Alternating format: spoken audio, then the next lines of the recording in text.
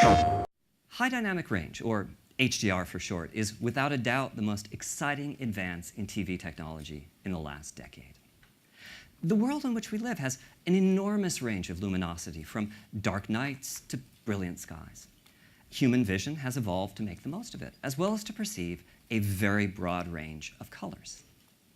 Unfortunately, the display devices that almost all of us use today, I'll just call them conventional TVs, fail pretty dramatically at representing this range of luminosity, and also can display only a fraction of the colors that the eye can see. HDR TVs do much, much better.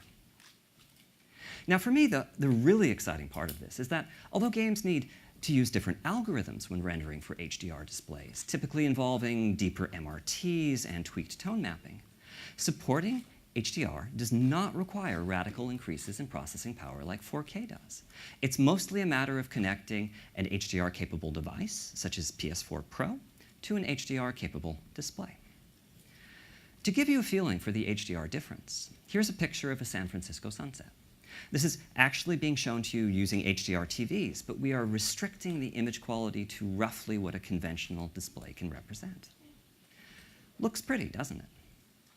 But here it is instead, using the full power of HDR. The difference is amazing. HDR is very new technology. Standards are still in flux, and the game creators are definitely still figuring out how to best take advantage of the displays. We will not expect all developers to initially support HDR on PS4 Pro, but for those that do, well, let me just give you a glimpse or two.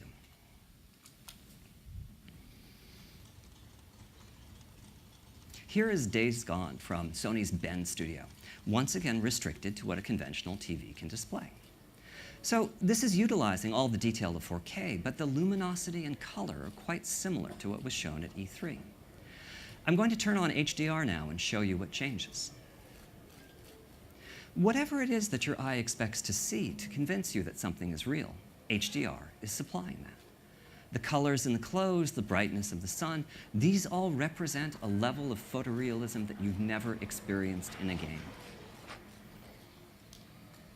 Daytime scenes are great for showcasing HDR, but nighttime scenes show its potential as well.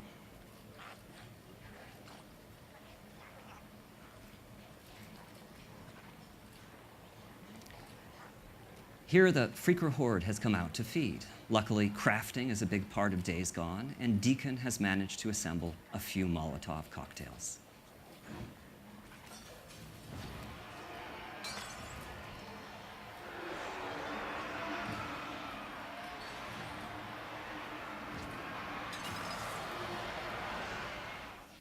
Those who played Naughty Dog's Uncharted 4 may remember this interactive chase scene. You're now seeing it at much higher resolution and in HDR, which makes it even more of a spectacle. Part of why image quality improves so much with HDR is that it's possible to have key areas of the screen, such as these explosions, that are dozens of times brighter than what a conventional TV can display. This is Fetch, the hero in infamous light from Sucker Punch.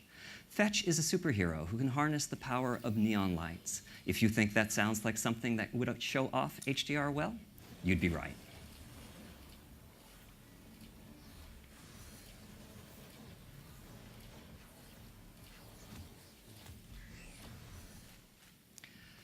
We believe that the potential of HDR is incredible. But you don't need a 4K TV or an HDR TV to experience the benefits of PS4 Pro. The game knows what sort of display the console is hooked up to, and consequently developers are free to tailor the experience to best fit the type of TV being used. So if you connect PS4 Pro to an HD TV, here's some of what you'll see. First up is a comparison of standard model and PS4 Pro graphics on Paragon. Epic Games has chosen to increase the quality of the graphics in a great number of ways: enhanced visual effects, procedural ground cover, higher scene complexity, greater texture fidelity, dynamic reflections, and more. Warner Brothers is supporting HD TVs on Shadow of Mordor with a number of different modes. Here you can see how super sampling anti-aliasing is used to bring the detail of the high-resolution imagery over to a 1080p display.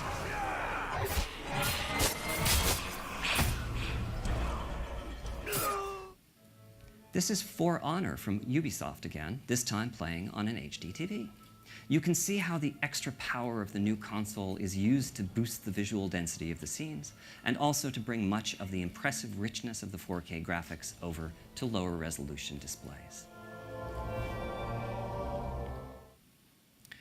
So you may have noticed that several of these titles, including Paragon, Infamous First Light, and Shadow of Mordor, are titles that have already been released.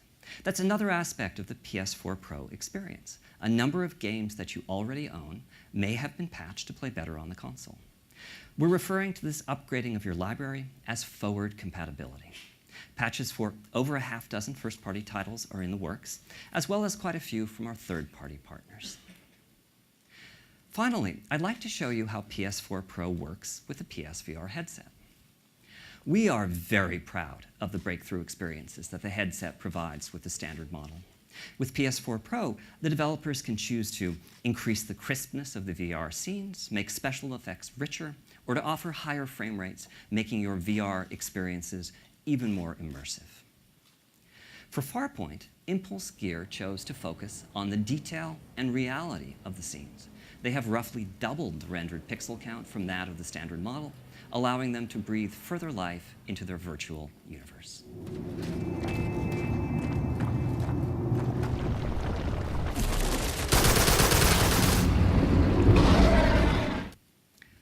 With PS4 Pro, we aim to provide developers with the tools and technologies that can further their creative vision.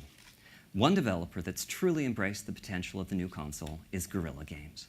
Let's take a look at some never-before-seen gameplay from the highly anticipated Horizon Zero Dawn, which showcases what can be achieved on both 4K and high dynamic range displays. Thank you.